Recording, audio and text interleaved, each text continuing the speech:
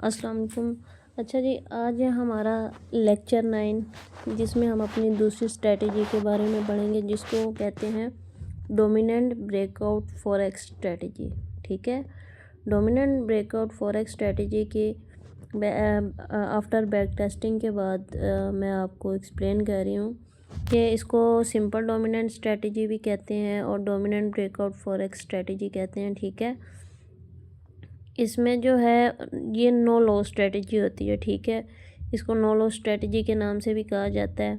ठीक है, इसकी विनिंग रेशियो जो है वो तकरीबन 90% से अबव है। ठीक है, इसमें कुछ रूल्स होते हैं, कुछ स्टेप्स होते हैं। नंबर 1 क्या है कि इसको हम 15 मिनट्स के टाइम फ्रेम में इस्तेमाल करते हैं। ठीक है, उसके बाद इसका मकसद ये है कि ये स्कैल्पिंग के लिए भी इस्तेमाल की जाती है। ठीक है, स्कैल्पिंग के लिए सबसे बेस्ट स्ट्रेटजी है डोमिनेंट प्लस स्ट्रेटजी। उसके बाद है इसमें 250 से 300 कैंडल्स का, मतलब आपने जो चार्ट बनाना है उसमें आपकी 250 से 300 कैंडल्स इसमें नज़र आनी चाहिए। ठीक है, क्लैरिटी कैंडल्स बिल्कुल साफ़ नज़र आनी चाहिए ताकि पैटर्न समझ आ सके जब आप बना रहे हो। ठीक है, RSI मार्किंग इंडिकेटर पर भी मार्क करना ज़रूरी होता है। ठीक है, ब्रेकआउट की कंफर्मेशन के लिए हमने ये चेक करना होता है कि ब्रेकआउट कैंडल ने RSI के 50 लेवल को टच किया है या क्रॉस किया है, तब ये ब्रेकआउट स्ट्रेटजी एक्यूरेट कहलाती है। ठीक है, वर्टिकल लाइन जो होती है वो आपने RSI पर वर्टिकल लाइन लगानी होती है। ठीक है, जो ऊपर कैंडल पर भी लगे और RSI पर भी लगनी चाहिए, और वर्टिकल लाइन लगानी है ब्रेकआउट कैंडल पर।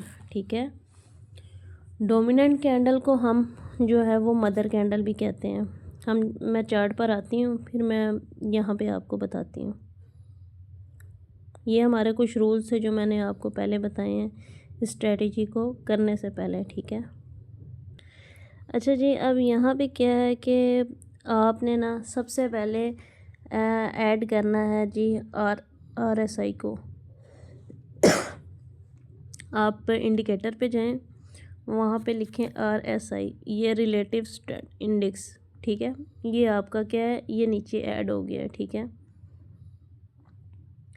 ये आपका ऐड हो चुका है। ठीक है, ये जो ब्रेक लाइन बीच में आ रही है ना, ये आपका एक्चुअली 50 का लेवल है। ठीक हो गया। अब ये देखें कि मार्केट में ये देखें, ये होती है मदर कैंडल।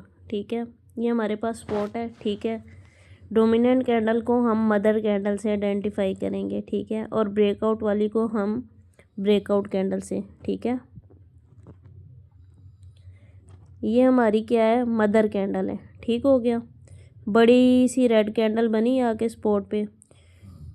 अब ये देखें, उसके बाद ग्रीन कैंडल क्लोज हुई। कम से कम 2 कैंडल्स क्लोज होनी चाहिए। ठीक है, कम से कम 2 कैंडल्स का, जो मदर कैंडल होती है ना उसके अंदर कम से कम 2 कैंडल्स का क्लोज होना ज़रूरी है। ठीक है, 2 कैंडल्स, 2 कम से कम 2 और मिनिमम 10-15 भी हो जाए तो कोई इशू नहीं होता। ठीक है, और ये हमारी ब्रेकआउट कैंडल है। ठीक है, इसको हम ब्रेकआउट कैंडल कहते हैं। डोमिनेंट कैंडल को कोई भी फाइंड कर सकते हैं, लेकिन अगर इसकी प्राइस एक्शन के साथ अटैच करेंगे तो स्ट्रॉन्ग जो है ना वो हमारे पास, मतलब कहीं भी हम डोमिनेंट कैंडल फाइंड कर सकते हैं, लेकिन अगर ये सपोर्ट या रेजिस्टेंस पे बने तो इसकी जो है ना विनिंग रेशो बहुत ज़्यादा है। ठीक है, मदर कैंडल के बाद कम से कम 2 कैंडल्स का होना लाजमी है। ठीक है, मदर कैंडल की जो कैंडल है, ये आगे वाली 2 कैंडल्स हैं उनका लाजमी होना ज़रूरी है। ठीक है, बॉडी के अंदर क्लोज हों। ये मदर कैंडल बनी, इसकी बॉडी के अंदर 1 2 3 कैंडल्स क्लोज हो गई हैं। ठीक है, ये क्लोज होना लाजमी है। ठीक है, कलर मैटर नहीं करता। ठीक है, मदर कैंडल बनी स्पॉट पे, रेड कलर की मदर कैंडल बनेगी, और ब्रेकआउट वाली कैंडल हमारे पास ग्रीन ही होनी चाहिए बाई साइड पे। जो इसके अंदर कैंडल्स बनती हैं इनका कलर जो है वो मैटर नहीं करता। ठीक है, बस ये देखना है कि जो कैंडल भी मदर कैंडल है उसके ऑपोजिट होनी चाहिए। ठीक है, उसका कलर ऑपोजिट होना चाहिए। अब मदर कैंडल के अंदर मिनिमम 2 कैंडल्स क्लोज हो गई।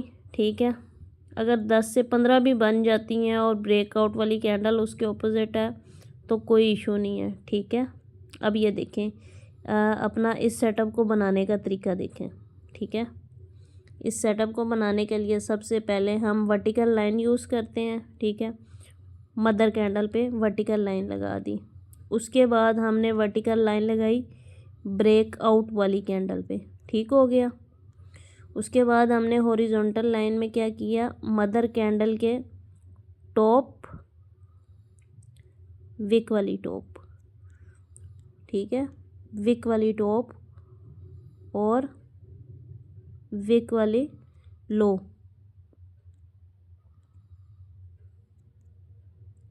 ठीक हो गया। ये देखें ये आपका जी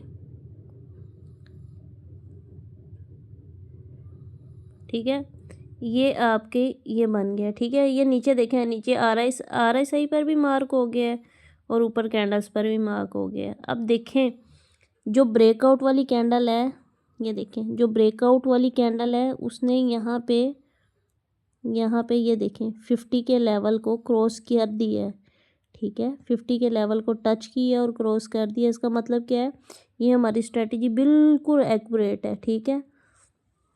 अब इस स्ट्रेटजी के लिए हमने फाइबोनाची रिट्रेसमेंट का यूज़ करना है, ठीक है। एंट्री हमने लेनी कहाँ है, एंट्री हमारी बनेगी, ये देखें हमने सबसे पहले फाइबोनाची रिट्रेसमेंट का यूज़ करना है, ठीक है। फाइबोनाची रिट्रेसमेंट जो है वो हमारी डोमिनेंट कैंडल में, ये देखें ये हमारी थी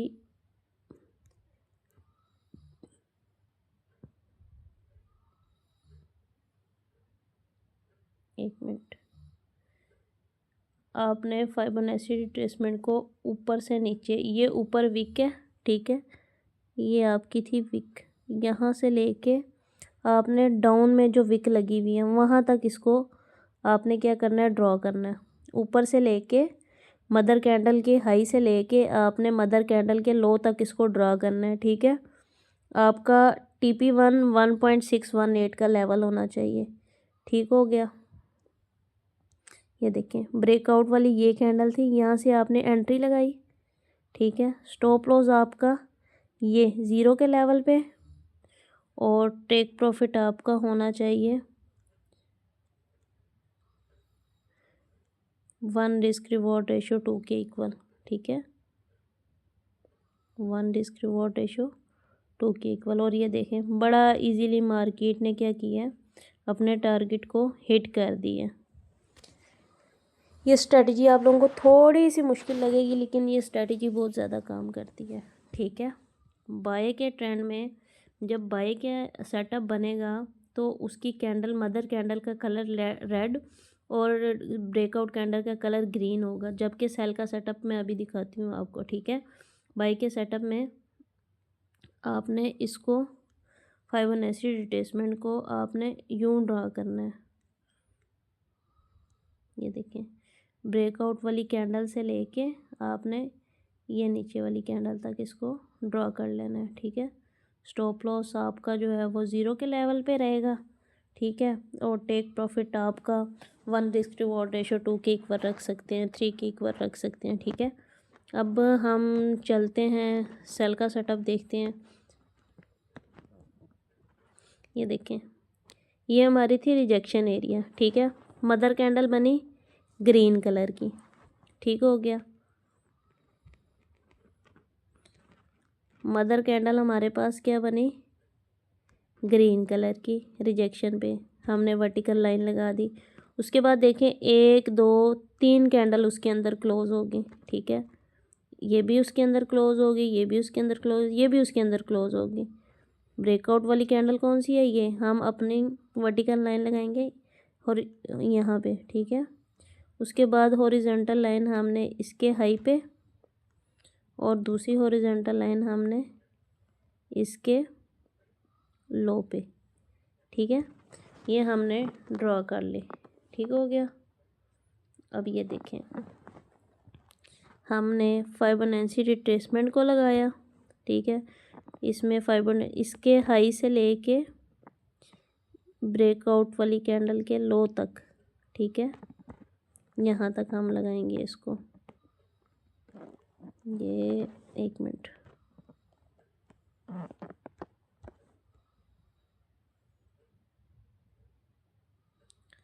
ये हमारा लो है,